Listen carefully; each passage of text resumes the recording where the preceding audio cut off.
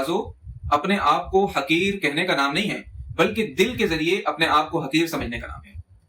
آج کل ہم نے تواضع اس کو سمجھ لیا ہے کہ کوئی شخص کہتا ہے بھائی میں تو بہت فقیر آدمی ہوں، میں تو بہت عاجز آدمی ہوں، میں تو بہت ناکارہ آدمی ہوں، میں دنیا کا نکمہ ترین انسان ہوں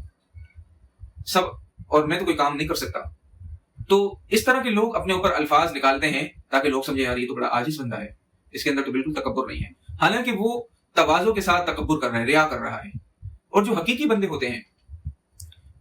ان کو اگر کوئی شخص پلٹ کر جواب دے دے، وہ کہتے ہیں بھائی میں تو فقیر ہوں، دوسرا بندہ کہے ہاں تم فقیر ہو، وہ کہے گا بالکل۔